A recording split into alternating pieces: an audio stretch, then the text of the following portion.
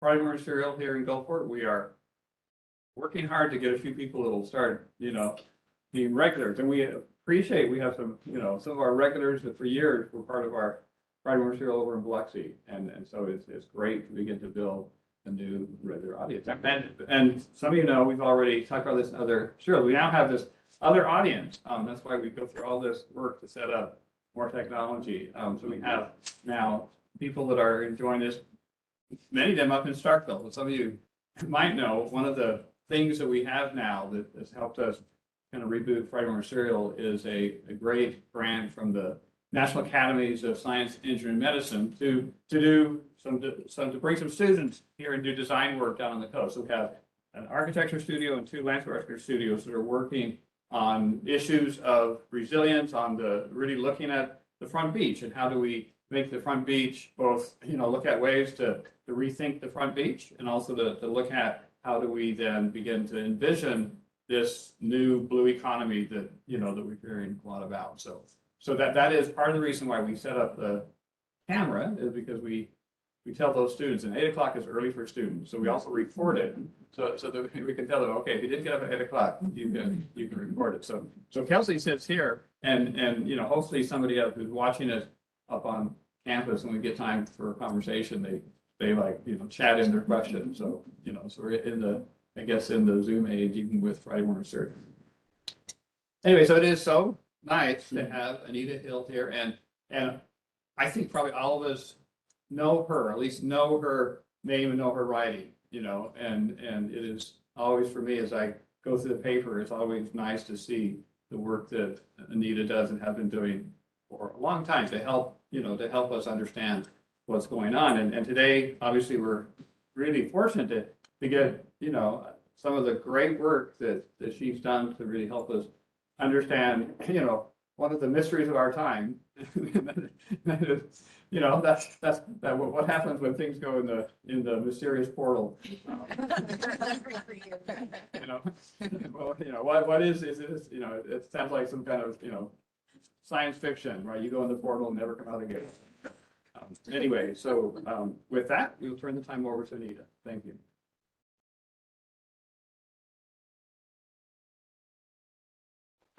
Thank y'all so much for having me. I really appreciate it and appreciate the interest in our work. You might remember back around 2009. I don't know if any of you were there for it, but Haley Barber came to the coast and he stood out in the blazing heat down at the state port and talked about this $580 million federal project to restore the port after Hurricane Katrina for economic development. And this is what he said about it, that we're going to look back on this and it's going to be the greatest economic development project in Mississippi's history. That did not turn out to be the case. It was a few years later when he was at the Great Southern Club and he told the group there that had been a gleam in someone's eye and that it wasn't going to work out the way he hoped. He still hoped to create over 1,000 jobs at the state port. The project would do that, but that didn't turn out to be the case either.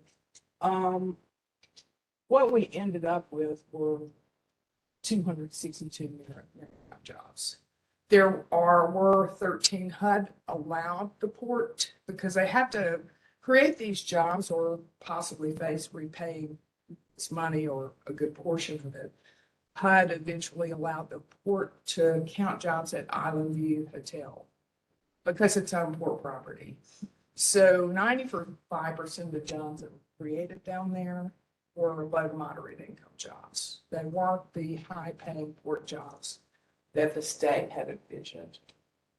So Blake Kaplan, our editor, came to me and wanted me to apply. Blake's always wanted me to do something. He wanted me to apply for a PubPublica fellowship. And PubPublica is it's just what it says there above the mast or below the mast in the previous slide. It's investigative journalism in the public interest. Now, this doesn't have to be exposing crime. What we ended up doing was more of an accountability story. And after my experience covering what happened with the port, I'm wondering, we had another disaster, this one man-made, the BP oil spill. And I'm wondering, well, what's going on with this money? It's $2.2 billion coming into Mississippi. How are they spending that? We get news releases announcing this project and that project and run stories about those, but we haven't had the time to dig in and say, well, what's really going on with this money? So that's what I wanted to do.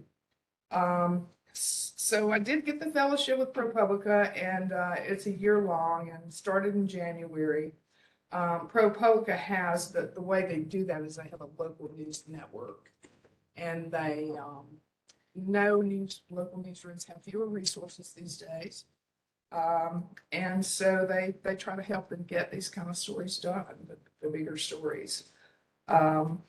So we have this 2.2 billion coming in, and working with the editors there, we decided first to look at the economic damages piece of this money. There's economic damages in the other money too, the environmental money, but this money, these economic damages money that I'm talking about is $750 million, and it's coming directly to the state through this this settlement that was reached, and the criminal penalties, civil and criminal penalties, and the settlement. And this is a breakdown of what each state got in the economic damages, and you'll see there the $750 million at the bottom for Mississippi.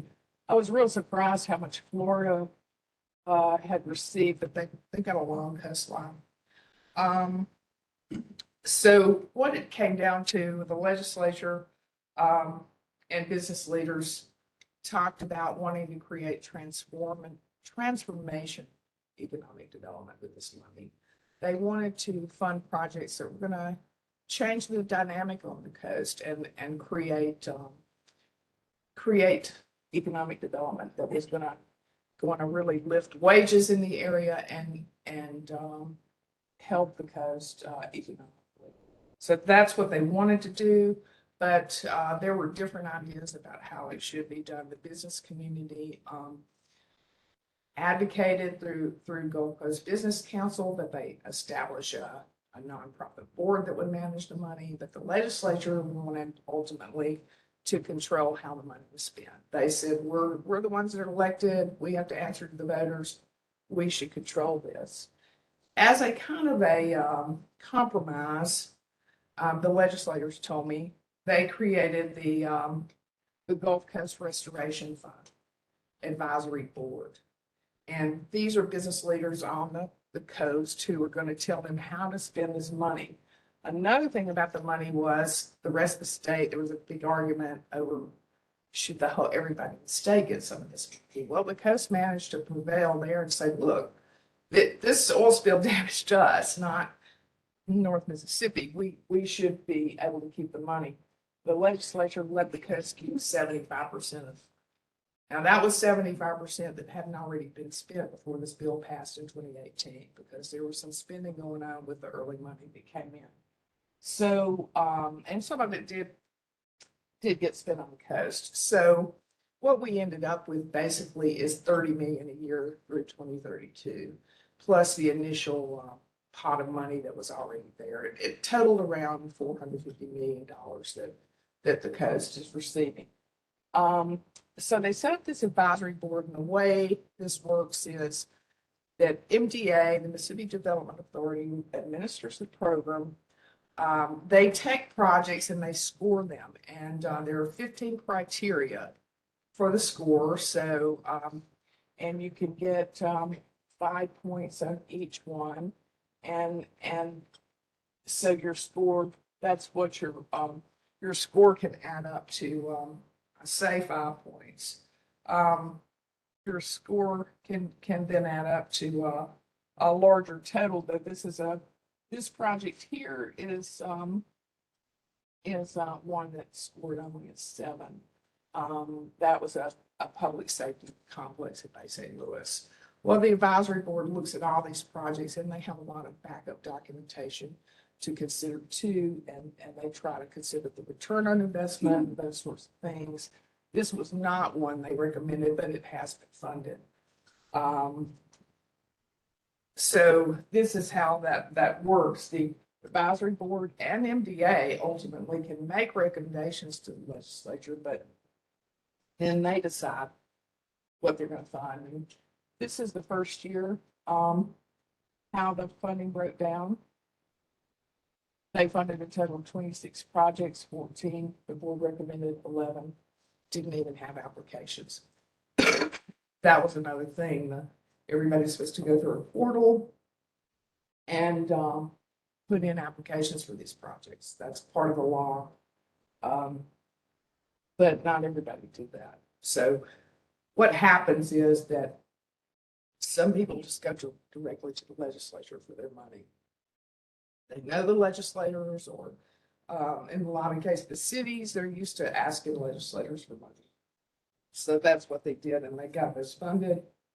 And I have to say that some of the advisory board members weren't too happy about that.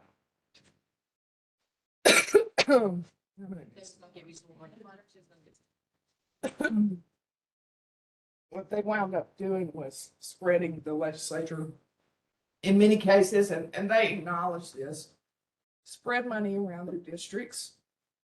They want to pick projects in all the districts, so everybody gets some money, and that sounds fair, right? But what you end up with is things like parks being funded. And in some cases, they're filling funding gaps for local governments that can't, thank you, that have projects that have been around a long time and they can't find ways to fund them. And if you look at the law, that was just not the intention of this program. This is the Quarles House in Long Beach. It was one of those projects that was awarded the first year without an application, $2 million. Now, I know we have some architects who, and this is a beautiful house, and there are a lot of ways to fund restoration of these kind of houses. Although it's hard to get the money, and they've been trying for years to fix this beautiful, it's the oldest home in Long Beach. It's endangered. But the city didn't fill out an application. They were still struggling 2 years later to get the project in budget. What they wanted to do was put a kitchen on here and have a place for weddings and receptions, a community center. They acknowledged in Long Beach, and they did not even look at what had happened with Grass Lawn, which is in a much higher profile location. They couldn't, Grass Lawn didn't work out as a wedding venue, even though they have an annex with kitchen, catering, all that, because it's just too small to turn a profit, is what I was told. This is about the same size, and furthermore, it turns out they're not going to have enough money in the kitchen on this house. And the city is going to end up with fixed costs, which economic developers say you really have to watch programs like this, because they, like we had after Katrina with so many buildings, now they've got upkeep, insurance, maintenance costs of this building. And when I checked in June, almost 2 years after this was approved, the project still hadn't started because they were so far behind and trying to get their plans together and making sure they had enough money. Now this project also did not have an application. George Regional Health System, the CEO, Greg Havard, told me he went to his legislators for this funding, and they created 4 jobs there. He told me they need more people, actually, but again, those aren't high-paying jobs. But it was a great need the hospital had for a larger cafeteria. And even though this one didn't have an application, it was one of the first ones finished. So you can't always tell that it's not going forward just because there was no application.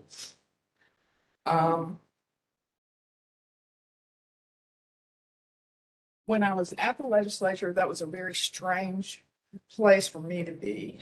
I'm a local news reporter. I've worked on the coast since '87. I've talked to Ed Shambra, who's in the audience here a bunch of times. He's a Biloxi planner. He was the head of the planning department over there. And I'm more used to dealing with people like Ed. And so the Capitol was like a different world.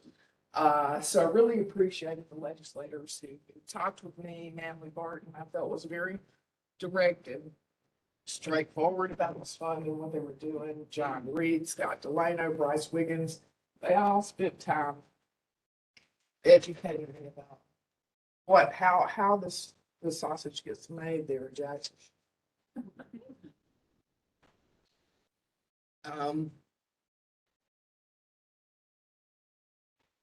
So another thing we did with the story was we talked to a lot of economic developers. How are you supposed to be doing this? And the main thing they told me was you need a plan. Well, that seems to make sense, right?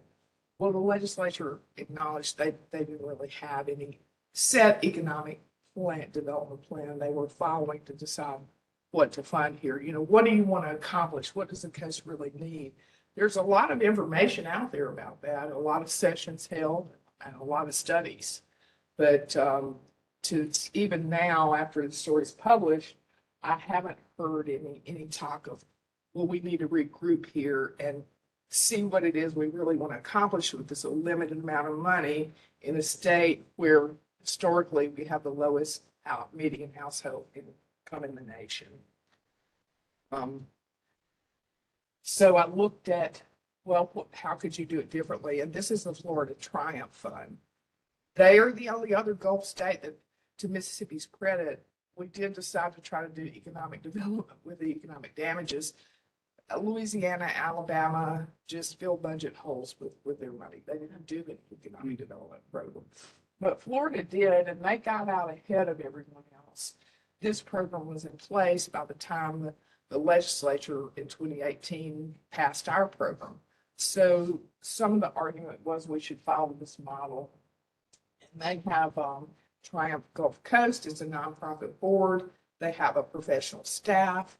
Their economist has a PhD from Duke University, and he and his staff vet projects that come in through applications. They do infrastructure. They wanted to target their money.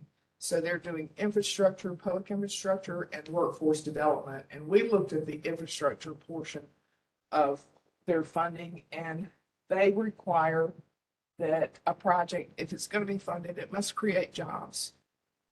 And their projects are with public entities. But here is an example of a project they did, and I looked at the contract on this, and this is what they're required to do. And if they don't create these jobs, then they have to give a portion of the money back.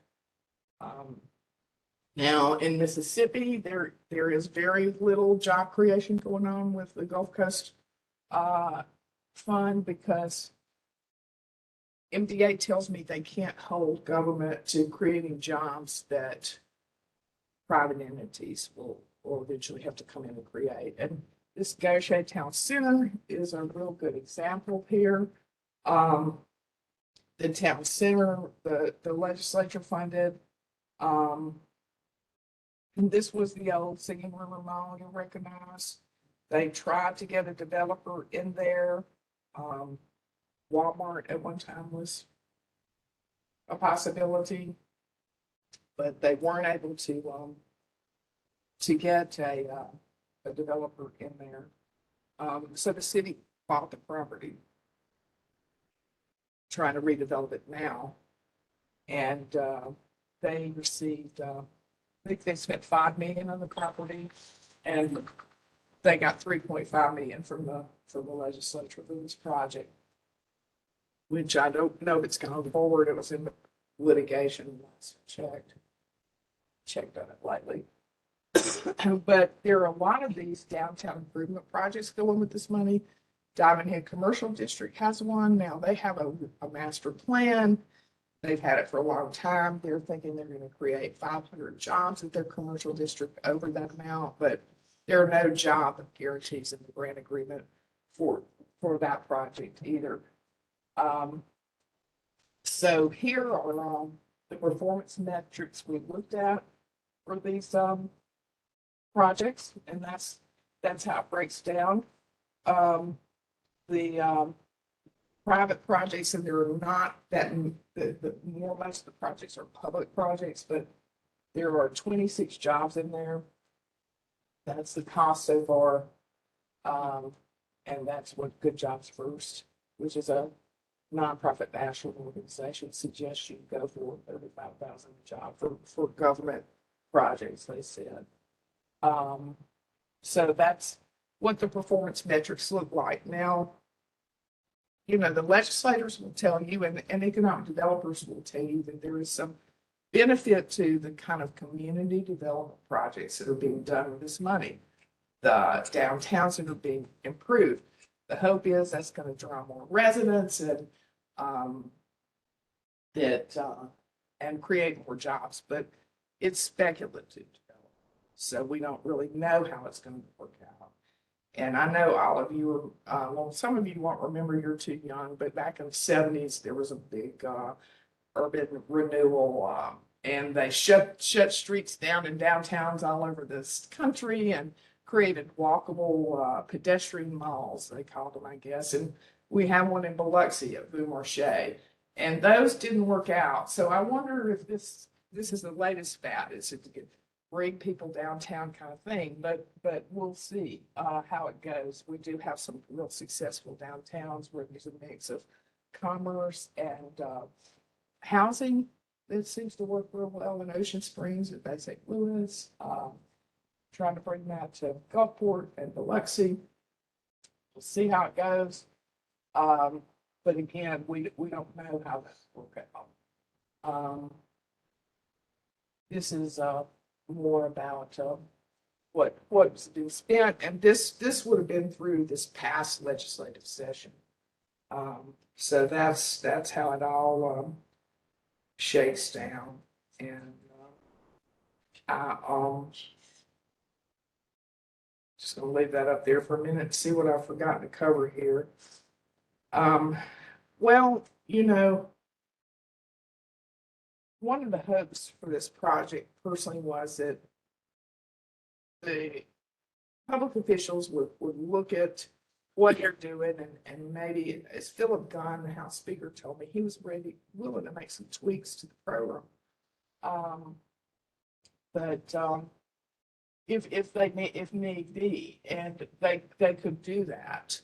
They could get a plan. They could kind of hone in on areas they want to improve and bring economic development forward. They could give MDA more of the money and let them do performance metrics and return on investment and crunch some numbers and look at the projects and see how much they're going to really bring in exchange for this money that belongs to the public. But none of that has happened yet. And since I wrote this story, the portal, we were talking about the portal early, where you put in applications, that's been closed. I've looked at the projects. Again, they're real heavy on government proposals. And this year, surprisingly, a lot of infrastructure requests from local governments. That's what's going into this fund. There are some business proposals in there, but I don't think anything that would be hugely transformational. Now, the legislature has gotten better about not funding things where there's no application. This past year, they funded only one project that didn't have an application, and that was the Mississippi State University Cyber Center.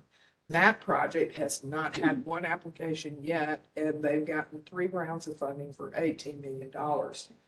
But to their credit, they also put in jobs in their application. They proposed their grant increment to include 4 jobs that would pay an average of $50,000 a year. And their grant agreement was the only one that had a salary requirement in it, period. So there is that. And Scott Delano is really excited about that project and helped bring it out. Now, they needed more money to do, they've done some things at Mississippi Coast Community College with this, but to build their big cyber center, they're still trying to get them. As far as I know, that could have changed. I haven't checked on this in a while.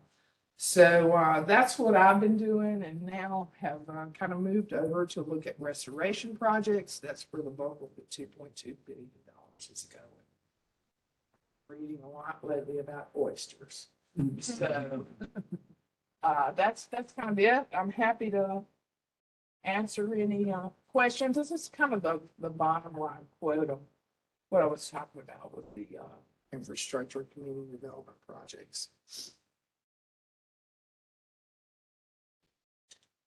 So, So, well, thank you. I mean, gives us a lot of things to ask questions on. So here, as you've done this, kind of looking at it, and obviously, there's a lot of money to be spent. Does it seem that the decision makers are kind of scratching to find stuff to spend, or is there such a proportion of kind of request and application versus what gets funded that it seems like it is really kind of selective and, what's your sense in terms of does it seem like there's a lot of obvious projects that aren't getting funded that you saw, and I think, so it clearly is kind of, really politically driven, or does it feel like even the decision makers are having a hard time finding good projects to fund? that is such a good question. I think that in some cases, it's just part of the process, the way it's set up, that you don't get those big transformative projects. What I keep hearing is these private companies, they need to move quickly when they have a project, and they need confidentiality a lot of times. One of the projects funded out of here without an application was a Rolls-Royce plant in Jackson County. And that is actually going to be a good project. There has been a lack of really strong private business proposals, but there's a lot of jockeying for this money from local governments, because they're always looking everywhere for money. And I had no idea until I went to Jackson how many people were walking the halls asking the legislators for money. I mean, everybody needs money, and so they do get a lot of requests, but a lot of them are their local government contacts. There's a member on the Gulf Coast Business Council board who, Moses Fagan, he's from Mississippi Power, he's a CFO there, and he just feels like the state should hold on to this money until they get a project.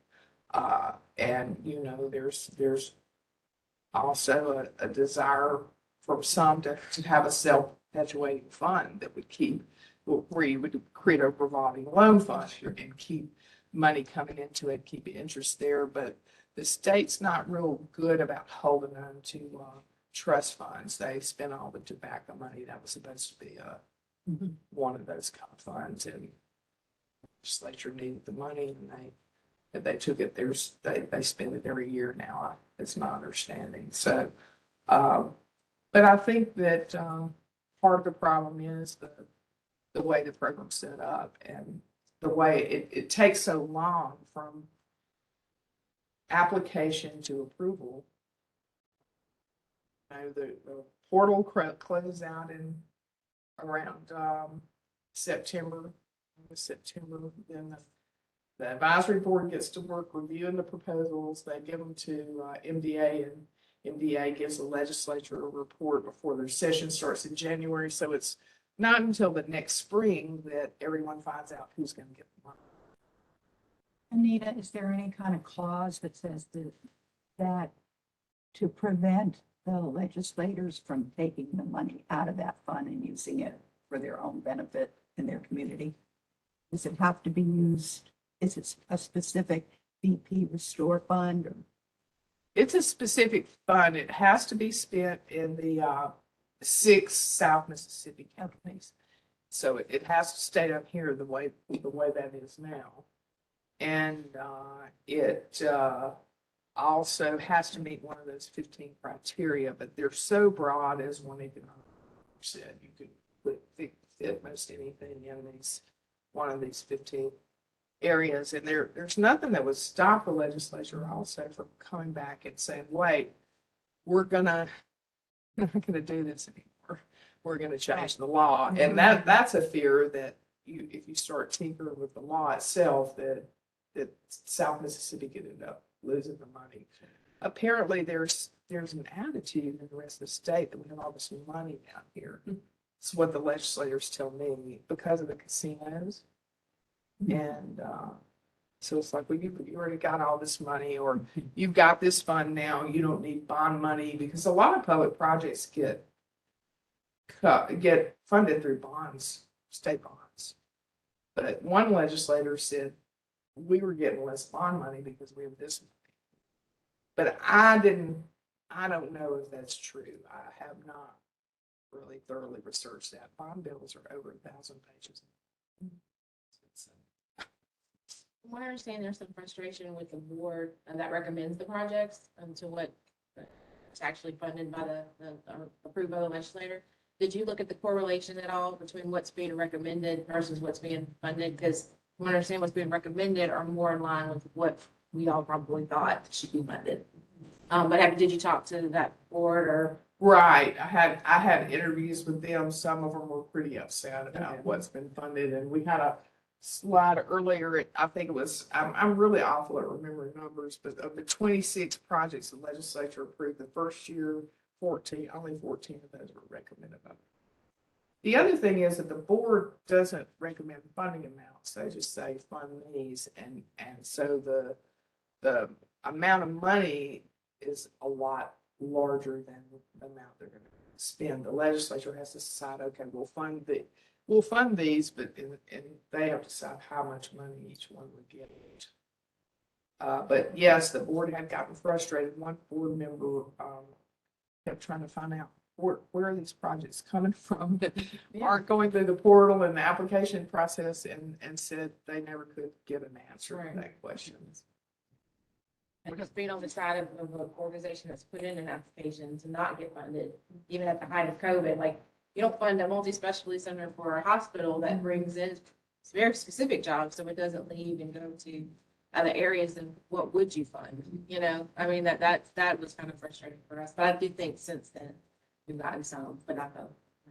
Right, and that was, and you had asked about that, David, but that was one of the projects that you wonder, because there were some good projects out there like that, or ones that seemed important and would create jobs, and you wondered, well, why wasn't this? Yeah. And really all you can do is ask the legislature. What are the credentials of the board members that are actually making these decisions? They're all members of the business community. Jim Simpson, I guess, he's a lawyer. He has a law practice, but he serves on a lot of board, and he used to be in the legislature. He has a real interesting perspective. He kind of understands both sides of it. He had a quote from Jim in the story. He said he didn't think the board members understood the distance between their advice and the checkbook, which was a good way to put it. But most of them are from the business community, like Moses Fagan, the CFO of Mississippi Power. You got Greg Cronin from Jackson County, who's a banker. You have Jerry Levis from Long Beach, who's an accountant. You've got those folks on there, and they really take what they're doing seriously, and have gotten a little frustrated with the process, but they're still working. They're looking over these new applications, and I think there's another application in for that multi-specialty center. Yeah. If I'm, I think what I heard recently was that we did get some portion of it. well, and there was a project at the airport that seemed really strong that got and it scored with FDA, and it kept getting rejected, but they finally got money through one of the environmental restoration. you showed a slide at the very beginning of Florida and the way they were. Right, the Triumph Fund, I can try to go back. Do you have any, from your experience and all the facts you found, comparison between Mississippi and other states in this process? Do the other states seem to have a better process for allocating, distributing the money than? Well, I think Florida's model seems to be working out really well as far as job creation and wages go. They also have average wages in all their grant agreements. So in the way they accomplish this, even though they're dealing with government agencies too and appropriating these funds, is that these economic developers in the counties they're giving the money to have to really work with private companies to ensure that the improvements they're making are going to result in jobs from these private companies. But Florida is the only other state that has this program with the BP funding. Alabama, Louisiana, they fill budget holes with theirs. Texas didn't receive much money. So, in this portion. Just, is this, which bucket is this? Well, see, I think people have tuned out a lot of this BP restoration Yeah. money and because it's made it so complicated. Yes, It's not part of a bucket configuration. it's not. This money went directly to the state. Is this, Directly to is the this state. the first money that came from the conviction of a criminal? No, that went to NIFWIF.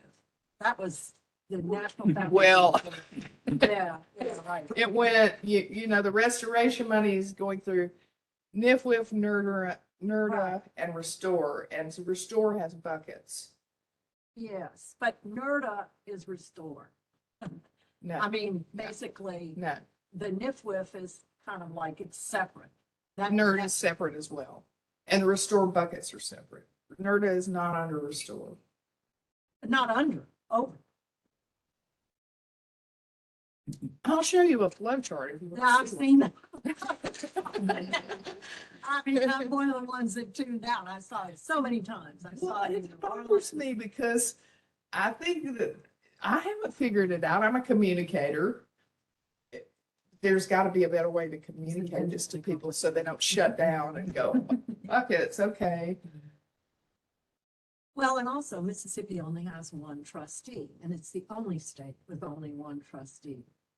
And so there wasn't much possibility of different things happening in all these programs and procedures to get the money, because it was all, and one of those DEQ people told me one time, well, at least we get, our decisions are made quickly because we don't have to ask anybody else. We just do what we want. Well, you know, Louisiana has a master plan for their waterways. Oh, they had it already then. And they can make decisions pretty well over there too, because they Because have they a had this plan. whole thing laid out already. I mean, they knew they were losing land and all this stuff, and they had a lot of programs already set up. So when the BP money came, all they had to do was just open the gate. They were, but I have also seen really good things about Florida. You know, how they've been set this whole thing up with existing groups that were already doing things, and they just moved over into those groups and gave them some more support. Well, that's just totally different money. And Oh, I know. it's hard to even get state agencies to understand that sometimes, because when I was trying to find out how the other states spent this economic Yeah, development money, yes. they thought I was talking about the economic development money on the restoration side, because there's some there too. And I'm like, no, this just goes right to the Did you state. come up with a number for how much is left? I mean, how much has not been spent and what has It been was the given? next slide. It's coming in it's coming in over the years. So Right, there's it has to come in. there's 40 million We're halfway every through year. though, right? There's- Aren't we? there's 40 million every year. That's Yeah. We're just about halfway through. yeah. So there you go. That's what's coming in. But see, there was that initial amount too. And that went to some early projects. But do they have a All balance over this that's stuff. left over from all that has? They do. Yeah. I don't know what the current balance is. Is there a rule? Did they make a rule that you have to spend it by X, Y, Z and or it goes back? Well, that's kind of in the grant agreement. So yes, you have to spend it that year or the money has to be reappropriated the next year. Oh, but you don't lose it. Well, nobody has yet, but you could. You could. If it comes in 2033. Well, you could. I think some people who aren't able to spend their money might be losing theirs sooner than that. I don't have any inside intelligence on that. It just Are you stands talking about to the reason. individual applicants though, or are you talking about the state in general? No, I'm talking about the projects. The that- project. The applicants. Yeah. I think if some of them are not able to get their money and there are some projects that are having problems with their funding, I think, then there was some talk about that at the advisory board meeting. They could lose that money. The legislature doesn't have to reappropriate, and they have to they do it by the line item, they appropriate the new projects, and then below that, they reappropriate the ones they've already approved. But they don't have to do that. So Anita, in your opinion, what would it take to make significant changes to the program for the future years in terms of having a plan, having more accountability to an advisory committee, and metrics? What would it take? Is it possible? Well, I think the first thing is to have a plan. And But what's gonna Flow from there. make that happen? Where do you want to approve? Well, it would have to come from the legislature. It's the state's money. It's their law. They have the law, and there are some legislators who would like to see that, I think, but many who just want to spread the money around their districts. So there's really no incentive for them to make changes unless, what would the incentive be? Better jobs, higher paying jobs. Well, I mean, it all makes With sense. with a plan, but then there are other issues too, like with the way the program's set up and the time frame it takes to get it done. And all those kinds of things. And this is not my opinion. This is what I've been told by legislators. There's some people who don't want to put MDA in charge. Yeah. I mean, there have been some failed economic development projects out of the state area, and they just don't trust that would be a good idea. So, What was the reaction to the business community? but they do have professional economic developers there at MDA. Go ahead. What was the reaction after your story hit? People appreciated it.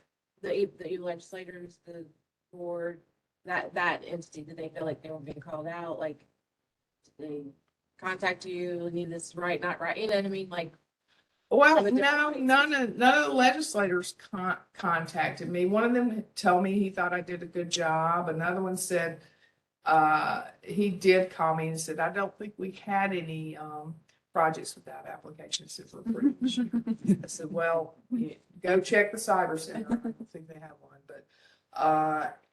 but I didn't hear from too many. One of the legislators told me he didn't read it because it would have just made him mad. But he still talks to me, so yeah. I won't name any names there. I said, well, you should go read it. I got a positive response from some of the advisory board. They appreciated that we kind of laid things out there of just the spending part of it, where the money's going, this kind of thing. They appreciated that because they've been seeing that since this started, and nobody else really in the public knows about it.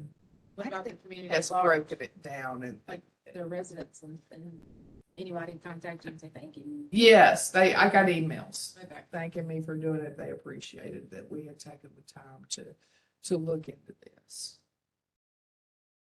Because people know, readers are smart. They know what you're doing. They can see that you put in the work or when you put it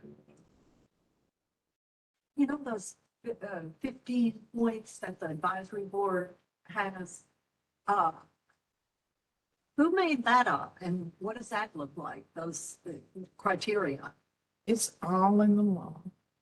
Oh, it's in the law. It's in the Okay. law. Mhm. And I can send you the if you're interested, I've got tons of No, I was kind of. records in my drive. I even took, pull those 15 criteria out so I could just have them handy Yes, I bet of you the did. law. And so I have those handy and it's a public record. If you want a copy, I'll be happy to email it to you. But it's very broad. There's all kind of Uh-huh. stuff in there. So you said it's in the law, so it was created by legislators? Right, Is Right. what you're saying, right. Right. at the time that it was established. Is Mhm. there any movement to change that in any way? That was. Well, I think the legislature is always leery of going back into laws because they don't know what could happen. Mhm. And you've got to remember that the coast delegation is a minority. It's amazing that they got 75% of the money, really, because they're outnumbered. Yeah. I think we don't see a lot of what our delegation deals with up there. I mean, I'm a journalist and I was real surprised by the kind of I don't know, the jealousy from other parts of the state and how they think we have all this money. I didn't know all Why does the advisory committee keep doing what they're doing if they see how sort of under, yeah, why do they keep doing that. Well, that's a good question. I wondered that myself. And I know one member who really was so discouraged and couldn't get answers about these applications and wanted to resign, but was talked out of it by another business person with me. He said, you've got to stay on there. If you're not there, if what could happen. So I think it's a civic duty kind of thing that they were appointed and feel responsible for seeing this through and making it work. Now, I guess, this is a long-term thing. I'm looking back like my years are still up there. So I'm sure they won't stay on there all those years. They'll probably be changing out board members. I don't know. You don't get a salary for that. Who are they appointed by? Governor? There are different, right, they have different appointments. I'd have to go back and look at that. to That's see. in the law too. Right, it's all in the law. Oh, yeah. I'm kind of surprised there wasn't more of a public outcry when, Yeah. like, how is it just? When kind she, of that's what I was like, I mean, asking when you ran it. I know in my circles, everybody's like, ooh. Yeah. Yeah, we were sending it to each other and everything. So that's what I There wanted. was a Some people public like that. outcry about when Jackson started to take it all, we're gonna fix our Oh, yeah. problems. Sure. Everybody down here said, wait a minute, Right. but that's overall. I mean, that's why I remember when they passed that law, because there was a lot of controversy about how much was gonna go to North Mississippi. But that's why it took so long too, Mhm. because Florida have a law in place pretty quickly, and I think that the legislature argued about our law for, I think it was the third year was the charm for that law, for the law. It finally got passed. This time they had to do something. It's 2018 before. That's why It we passed had in blanks the 2018. first 2 years.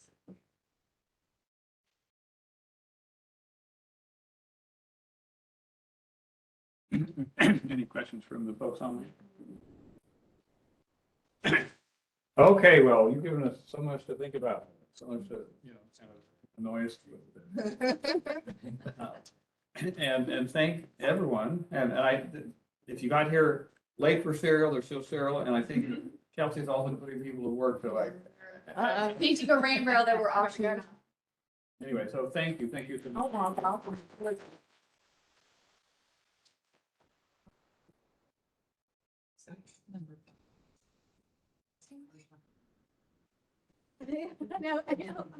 I'm sorry for it. I'm just kind of weighing in and out.